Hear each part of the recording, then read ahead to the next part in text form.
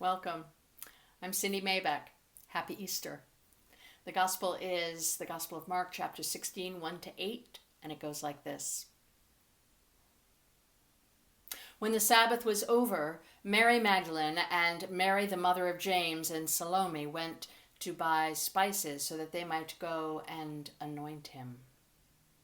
And very early in the morning on the first day of the week, when the sun had risen, they went to the tomb.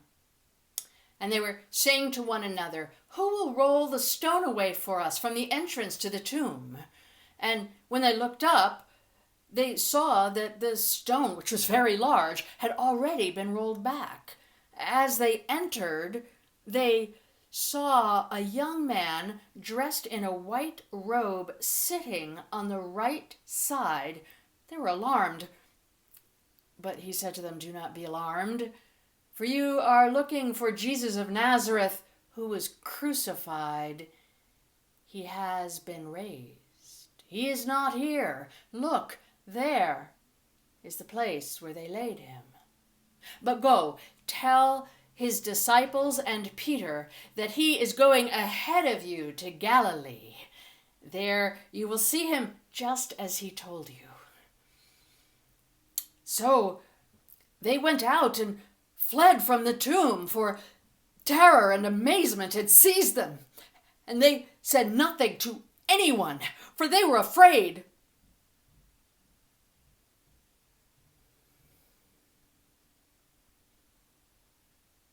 Well, someone said something to someone, because here is the story on Easter.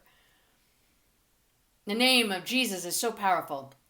I love those gospel songs when we sing about the power, the very power of his name to drive away what is despair and death and destruction. In his own time, he spoke harshly to religious leaders of his community who were somehow making the law too narrow, too judgmental. And I fear in 2,000 years of Christian history, there are indeed Christians who have taken our own gospel and made it too narrow and too harsh. And so maybe that name that should be so precious has become destructive. To say nothing to anyone, for we are afraid. I've been doing much funeral work during this pandemic with all kinds of families from all kinds of traditions and no tradition at all. And this one particular family, indeed, they did not want that kind of God, Jesus language mentioned. It would not honor the young man who had died. And I wanted to honor their wishes. And so I planned a funeral without naming that name in bold letters. And yet, in my heart, because I hold to the Christian tradition, I know that this story of today, this story of crucifixion and death and resurrection, it indeed is the paradigmatic moment of love being stronger than death, which was the message that I knew this family needed to hear, that love is stronger than death, that love lives on after the living die. And so with all the passion I could, I spoke in words of poetry, in words of comfort, in words of hope. It did not say the name of Jesus.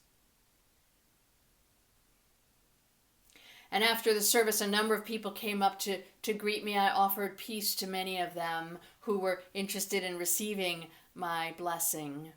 And one of them came, she'd been sitting in the back, and she had her hair nicely coiffed, and she had a black dress and sensible shoes and a great big brass cross around her neck. And she took my hands in hers and she said, "Thank you, thank you, thank you.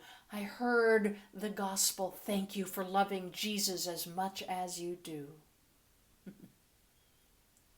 Except I had said nothing to anyone. Or had I?